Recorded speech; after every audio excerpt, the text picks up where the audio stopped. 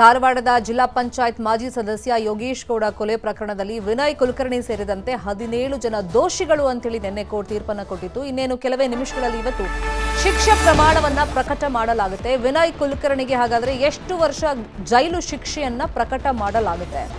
ಜನಪ್ರತಿನಿಧಿಗಳ ಕೋರ್ಟ್ನಲ್ಲಿ ಇನ್ನೂ ವಾದ ಪ್ರತಿವಾದ ಮುಂದುವರೆದಿದೆ. ಸಿಬಿಐ ಪರವಾಗಿ additional solicitor general SV. Raju ಅವರು ವಾದವನ್ನ ಮಾಡಿದ್ದಾರೆ. ಸಾಕ್ಷಿಗಳನ್ನ ತಿರುಚಿದ್ದಾರೆ, ಸಾಕ್ಷಿಗಳಿಗೆ ಬೆದರಿಕೆ ಹಾಕಿದ್ದಾರೆ, ಶಾಸಕ ಸಚಿವ ಸ್ಥಾನವನ್ನ ದುರ್ಬಳಕೆ ಮಾಡಿಕೊಂಡಿದ್ದಾರೆ, ಶಾಸಕರಾಗಿ ಕಾನೂನನ್ನ ಕೈಗೆತ್ತಿಕೊಂಡು ಕೊಲೆ ಮಾಡಿಸಿದ್ದಾರೆ, ತೀವ್ರವಾದ ಶಿಕ್ಷೆ ಕೊಡಬೇಕು ಅಂತೇಳಿ ಸಿಬಿಐ ಪರ ವಕೀಲರು ವಾದವನ್ನ ಮಾಡಿದ್ದಾರೆ. ಸಿಬಿಐ ಪರ ವಕೀಲರ ವಾದಕ್ಕೆ ಕುಲಕರ್ಣಿ ಪರ ವಕೀಲರು ಆಕ್ಷೇಪ ವ್ಯಕ್ತಪಡಿಸಿದ್ದಾರೆ. ಕಡಿಮೆ ಶಿಕ್ಷೆ ವಿಧಿಸಿ ಅಂತ ಹೇಳಿ ಮನವಿಯನ್ನ ಮಾಡಿಕೊಂಡಿದ್ದಾರೆ ಜಡ್ಜ್ ಮುಂದೆ.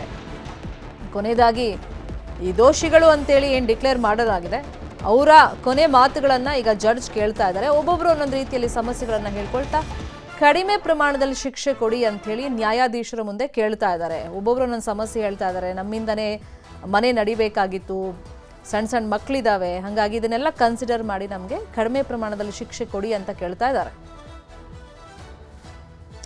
ಅದೇ ವಿಚಾರವಾಗಿ ಇನ್ನಷ್ಟು ಡೀಟೇಲ್ ಆಗಿ ಇನ್ಫಾರ್ಮೇಶನ್ ಕೊಡ್ತಾ ಹೋಗೋದಕ್ಕೆ ನೇರ ಸಂಪರ್ಕದಲ್ಲಿ ಕನೆಕ್ಟ್ ಆಗಿದ್ದಾರೆ ನಮ್ಮ ರಿಪೋರ್ಟರ್ ಗಂಗಾಧರ್ ವಾಗಟ. ಈಗ ಕಂಟಕವಾಗಿರೋದ್ರೆ 302 ಮತ್ತೆ 120B, ಹಾಗಾಗಿ ಎಷ್ಟು ವರ್ಷ ಶಿಕ್ಷೆ ಪ್ರಮಾಣ ಪ್ರಕಟವಾಗುತ್ತೆ? ಈಗ 17 ಜನಕ್ಕೂ ಒಂದೇ ರೀತಿ ಶಿಕ್ಷೆ ಪ್ರಮಾಣ ಅಲ್ಲ, ಬೇರೆ ಬೇರೆ ಅವ್ರ ಮೇಲೆ ಏನು ಸೆಕ್ಷನ್ ಇದೆ, ಆಧಾರದ ಮೇಲೆನೆ ಅವ್ರ ರೋಲ್ ಏನಿದೆ ಈ ಕೊಲೆಯಲ್ಲಿ, ಅದ್ರ ಮೇಲೆನೆ ಶಿಕ್ಷೆ ಪ್ರಮಾಣ. ಸೊ ಎಷ್ಟೊತ್ತಿಗೆ ಪ್ರಕಟವಾಗಬಹುದು, ನಿರೀಕ್ಷೆ ಏನಿದೆ?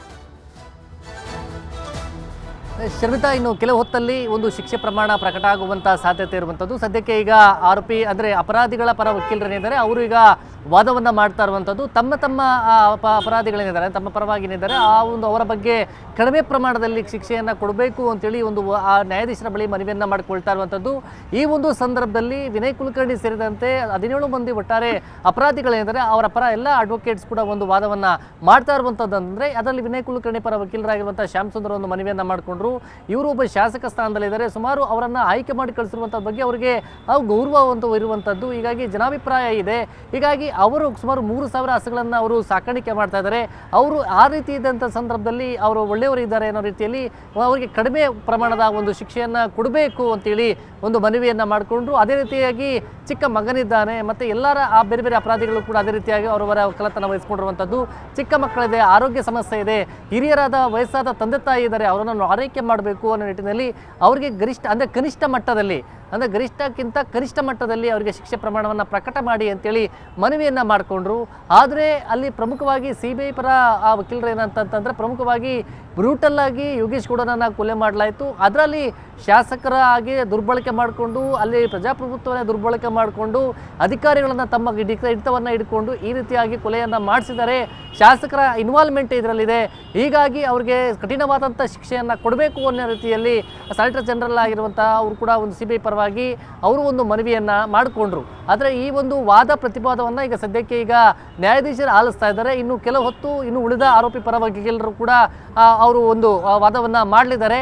ಎಲ್ಲ ಅಪರಾಧಿಗಳ ಪರ ವಕೀಲರ ಒಂದು ವಾದವನ್ನು ಆಲಿಸಿ ಆನಂತರ ಶಿಕ್ಷೆ ಪ್ರಮಾಣವನ್ನು ಪ್ರಕಟವನ್ನು ಮಾಡುವಂಥದ್ದು. ಬಹುತೇಕವಾಗಿ ಸಂಜೆ ಒಳಗಾಗಿ ಶಿಕ್ಷೆ ಪ್ರಮಾಣ ಪ್ರಕಟವಾಗುವಂಥ ಸಾಧ್ಯತೆ ಇದೆ. ಇನ್ನು ಸದ್ಯಕ್ಕೆ ಇನ್ನೂ ಕೂಡ ಕಂಟಿನ್ಯೂ ಆಗಿರುವಂಥದ್ದು ವಾದ ಮತ್ತು ಅವರ ಅಭಿಪ್ರಾಯಗಳನ್ನು ಈಗ ಅವರ ಮನವಿಯನ್ನು ಕೂಡ ಆಲಿಸುವಂಥ ಕೆಲಸವನ್ನು ನ್ಯಾಯಾಧೀಶರು ಮಾಡ್ತಾ ಇದ್ದಾರೆ. ಆದರೆ ಪ್ರಮುಖವಾಗಿ 120B 302 ಕೇಸ್ ಸೆಕ್ಷನ್ಗಳಿದ್ದಾವೆ, ಕೊಲೆ ಮತ್ತು ಒಳಸಂಚು, ಅದರಲ್ಲಿ ಎಲ್ಲ ಅಪರಾಧಿಗಳಿಗೂ ಕೂಡ ಅದೇ ಇರುವಂಥದ್ದು. ಅದರಲ್ಲಿ ವಿನಯ್ ಕುಲಕರ್ಣಿ ಪ್ರಮುಖವಾಗಿ ಅವರ ಮೇಲೆಯೂ ಕೂಡ ಕೊಲೆಗಾರ ಅನ್ನೋ ರೀತಿಯಲ್ಲಿ ದೋಷಿ ಅಂತ ಕೂಡ ನೆನೆ ತೀರ್ಪಾಗಿತ್ತು. ಯಾಕೆ ಕೊಲೆ ಕೇಸು ಕೂಡ ಅವರ ಮೇಲೆ ಸೆಕ್ಷನ್ ಆ್ಯಡ್ ಆಗಿದೆ, ಹೀಗಾಗಿ ದೋಷಿ ಅಂತ ಆಗಿತ್ತು.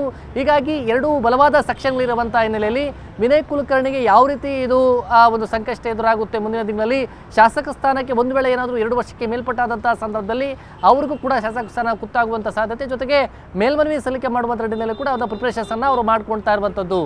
ಶರ್ಮಿತಾ, ಸುದ್ದಿನ ಥ್ಯಾಂಕ್ ಯು.